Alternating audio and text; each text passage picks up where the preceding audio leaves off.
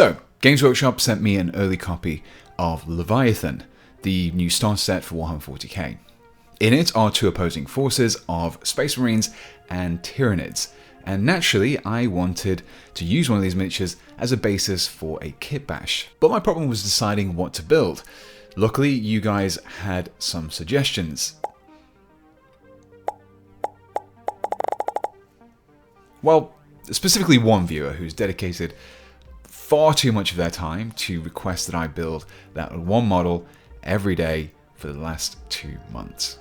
So let's bow down to peer pressure and kitbash an updated Kaldor Draigo. I began with the new Terminator Captain.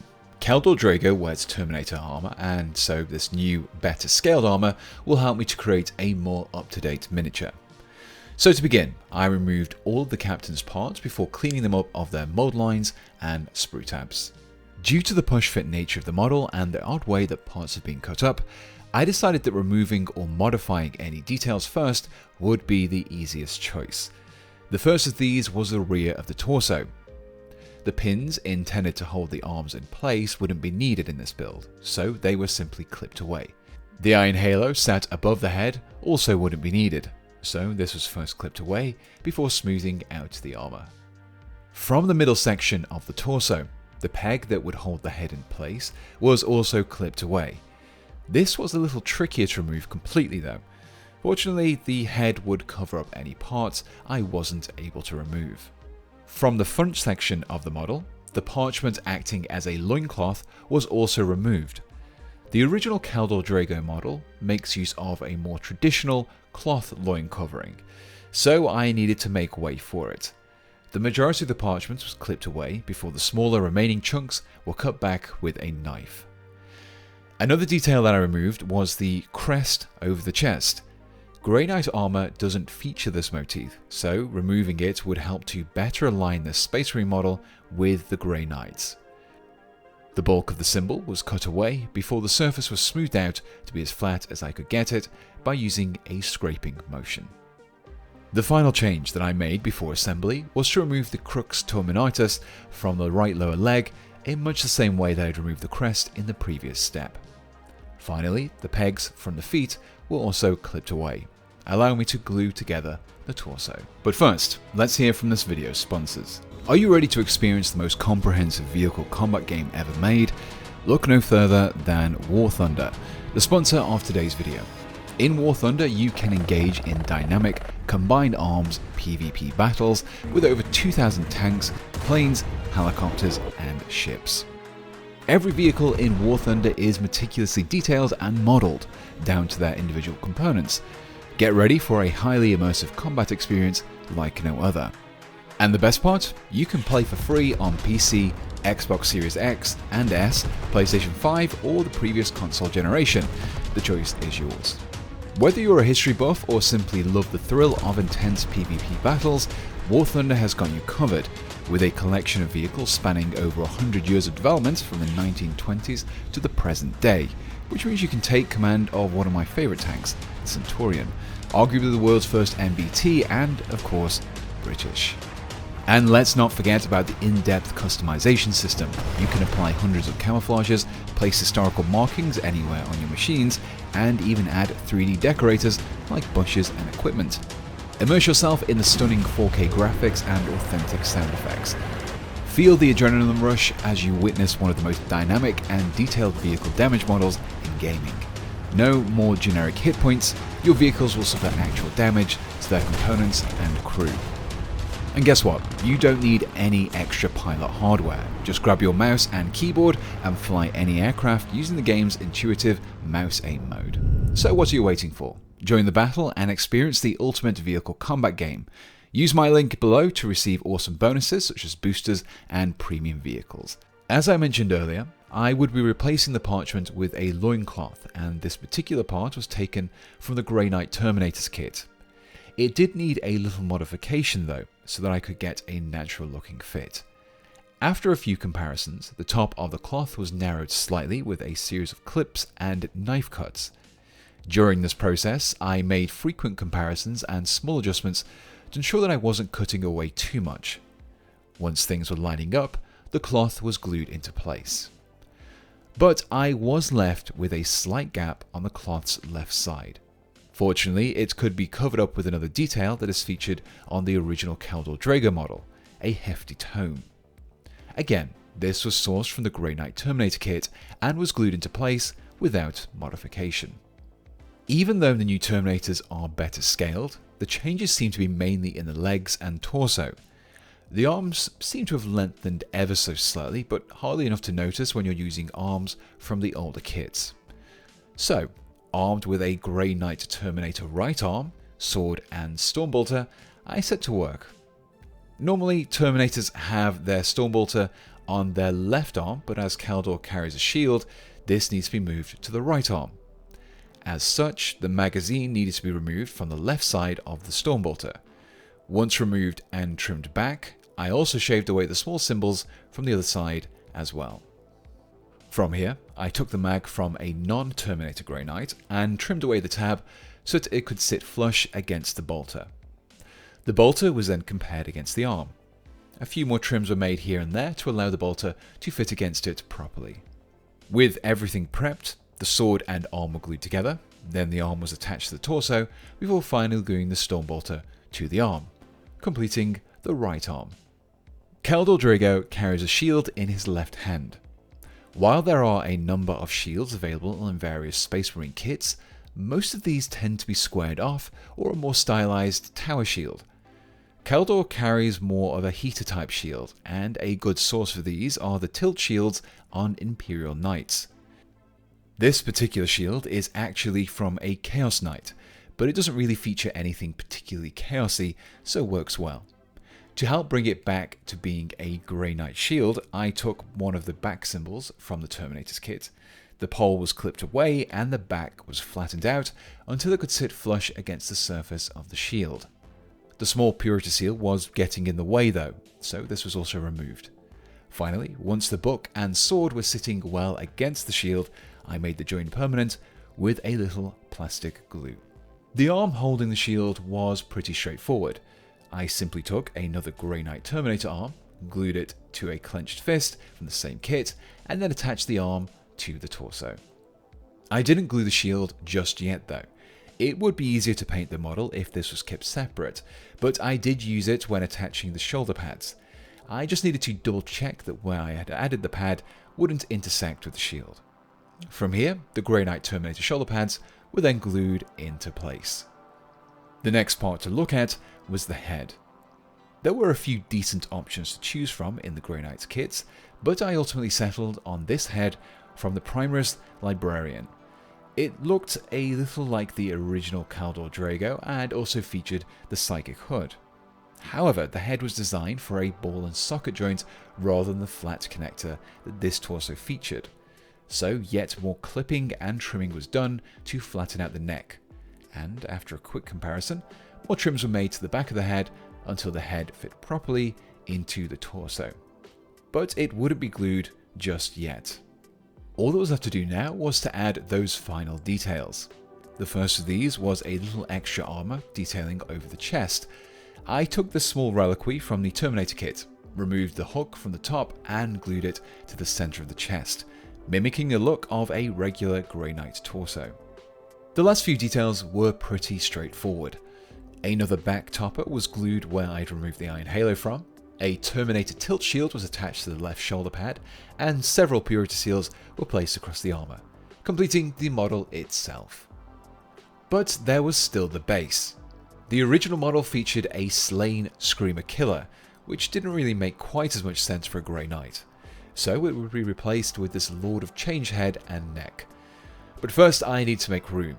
The Tyranid's head was clipped away, leaving the rib cage at the back. The Lord of Change's neck was then shortened to fit into the newly created space. This did require a lot of back and forth of clipping and trimming until the neck fitted snugly. From here, the head was glued together and attached to the base. This did leave a small gap beneath the head though. So to resolve this, I turned to the ever trusty cork floor tiles. I tore this up into some small chunks and superglued them just beneath the head, creating the effect of a pile of rocks or rubble. I was almost ready to paint, but in order for me to easily hold the parts as I painted them, I needed to create some holders. The first was a wire that was attached by drilling a hole into the underside of the head and supergluing a length of wire into it. To hold the shield, I took an offcut of some sprue and glued it into the hole in the back of the shield, creating a handle that would allow me to start the painting. As always, the first step in painting was to prime, and for this I chose black, specifically a gloss black primer from Vallejo. This was chosen as the glossy surface will help to give the following metallic layers that extra shine. This was applied across the main torso and the shield. For the head and the base, I used a regular black primer. The metallics weren't as heavy here, so the glossy surface wasn't needed. To give my surfaces that reflective metallic look, I opted to use some of Vallejo's metal colors. These can be applied with a brush, but I find the best results are achieved via an airbrush. The paints are also formulated for airbrushing, so you can apply them without having to thin them out first. For my first step, I used some steel. With my airbrush prepped, I sprayed the paint across the whole armor. I tried not to overspill onto the non-metallic areas too much, but any overspills would be cleaned up later on.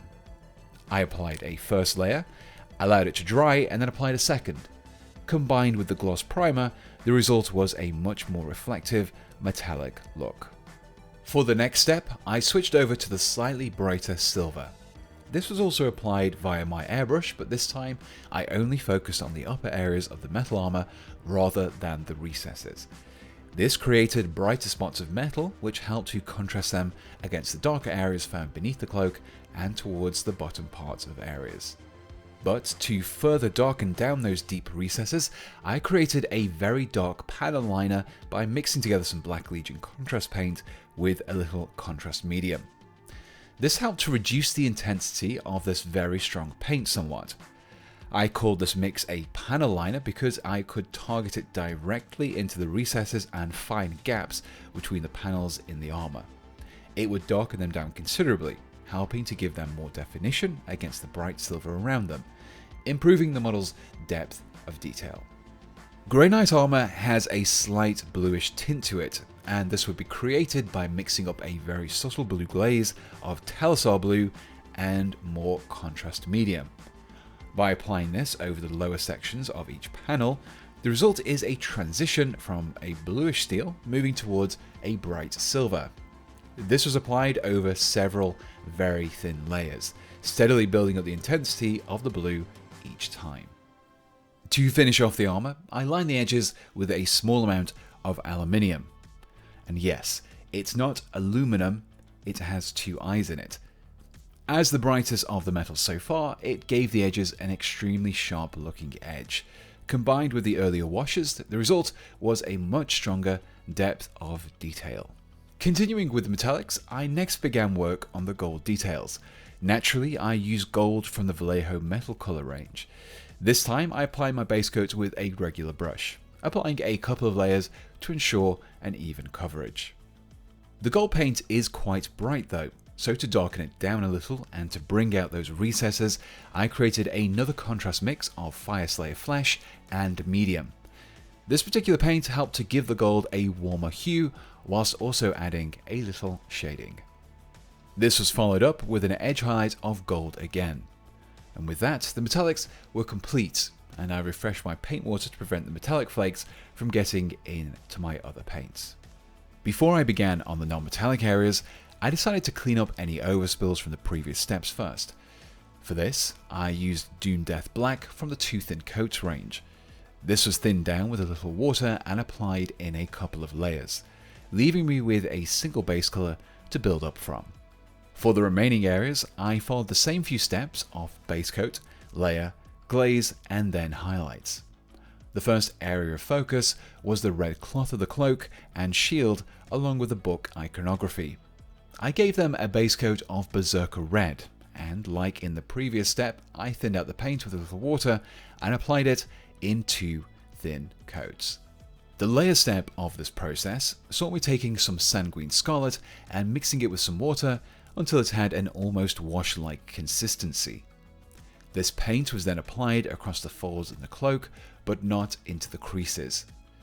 Much like with the earlier application of the silver over the armor, it helped to emphasize detail and give the surface more realistic looking lighting. This paint was built up over several applications too, with each layer covering a slightly smaller area than before. This resulted in a smoother transition from the darker red to a lighter one. For the glaze, I took another contrast paint, Blood Angels Red, and thinned it slightly with a little medium. This was then applied across all of the red areas in an even coat. The translucent nature of this paint allowed the previous transitions to show through, whilst helping to smooth out those previous gradients and give it a more intensive red colour. For the highlights, I began with Demon Red. This was applied across all of the edges, including the sharper looking folds in the cloth. Finally, the reds were completed by applying some small dots of Fanatic Orange to only the corners and points of the edges. This is often referred to as an extreme highlight and can really build up the sharpness of these details. As I mentioned before, the same process would be repeated for each colour present on the model. Following the red, my next point of focus were the tan areas. These included the fabric of the loincloth and the parchment details. For these, I applied a base coat of Ancient Forest. The raised areas were then picked out with some thin layers of Dust Bowl, before unifying the transitions with a glaze of Skeleton Horde. Finally, a couple of highlights were applied, first of Sandstone, and then Temple Stone as an extreme highlight. Next up was the wax of the Purity Seals, the cover of the book, and the sword's hilt. My aim here was to create a burgundy colour over these areas in order to offer some distinction from the red details. So I began with some Royal Cloak as a base coat, followed by a layer of Sword Hilt Burgundy. For the glaze, I went with Volupus Pink. But for the highlights though, I settled on just one highlight of Glistening Gums due to these areas being slightly smaller than the previous steps. When it came to the black details, I broke with tradition. I'd already base coated these areas such as the Stormbolter and the gaps between the armors, so I just needed to highlight them. I began with some Dungeon Stone Grey, with just a few spots of Wizard Grey added to the sharper points to really bring out those details. From here, I could return to the original process and turn my attention to the head. The skin was base coated with Barbarian Brawn. The facial features were picked out with a layer of Dwarven skin, before blending the previous two layers together with some Gilliman flesh. Finally, the most prominent facial features were picked out with Elven skin. To give the Psychic Hood the appearance of leather, I began with a base coat of Scorched Earth. As this covered such a small area though, I moved straight onto the highlights. The first of these was Ancient Forest. And then finally, Wasteland Brown. To paint Kaldor Draigo's grey beard, I followed a similar base coat, highlight process, beginning with Wizard Grey, then Carcharodon Grey, and finally White Star. My next area of focus was the Force Sword.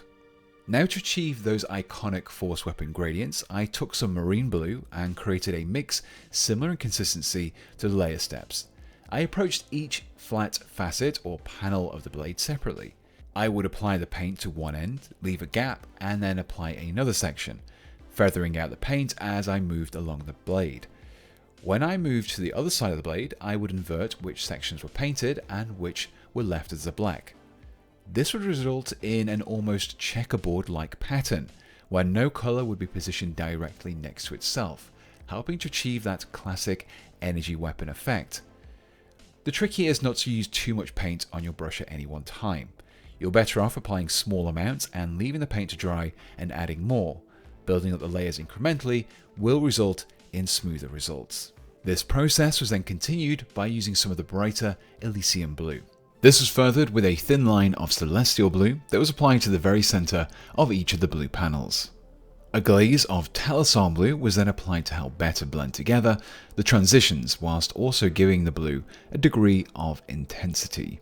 The glaze had darkened that final line of Celestial Blue though, so another thinner line was applied over the top.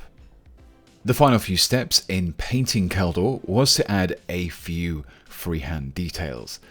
The text over the book pages and purity seals was achieved by painting some thin lines of Black Legion to create rough lines of text. In addition to Black Legion, some text was also created with some Flesh Tearers red. While I had this to hand, I also painted on a thin line across the bottom of the tabard as well. This just helped to break up the otherwise flat looking surface. Finally, a sword was drawn onto the flag hung from the shield. I painted this on with White Star and first added a few spots to mark out the outer edges. These points were then joined up with lines and filled in to create the sword icon. And with that, I could move onto the base. My first step in painting the base was to tackle the rocky surface. This was done with some dry brushing to speed things up a little, but the same layering and highlight techniques that I used earlier could have been used here as well. I began with an initial base layer of Dungeon Stone Grey, followed by a second layer of Wizard Grey, which covered a smaller area than before, leaving the recesses slightly darker. Finally, the hard edges would be picked out with some Carcharodon Grey. My painting of the Lord of Change returned to the usual base coat layer highlight stages. The feathers were base coated with Marine Blue, layered with Elysium Blue, and highlighted with Celestial Blue. Finally, the surface was glazed with some Croxagore scales. Again, this helped to tie together the previous layers, but also gave the surface a slightly turquoise hue, which gave it a distinction from the sword that I tackled earlier. I painted the inside of the mouth with the same steps that I'd used over the books and hilts, starting with Royal Cloak, then Sword Hilt Burgundy, before finishing off the highlights with Glistening Gums, and then glazing with Doomfire Magenta. For the beak and tongue, I began with Dragonfang, layered on Skeleton Legion, and highlighted with Vampire Fang. Finally, these areas were glazed with some medium diluted Nazdrag Yellow. From here, the metals, both the gold and silver, were then tackled in the exact same way that I painted them earlier. But to help give the rocks and silver metal details a little grime, I applied some targeted glazes of Wildwood. This brown contrast paint gave the subtle appearance of dust and dirt accumulating over the surfaces, whilst also giving the grey rock some variation in hue. And with that, I just needed to clean up the rim of the base with some Doom Death Black. Spray the model with some gloss varnish before picking out the non-metallic details with a matte varnish, and then assemble everything together.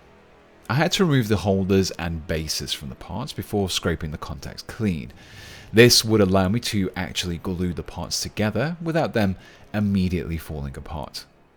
With that, the model was complete, which left me with this.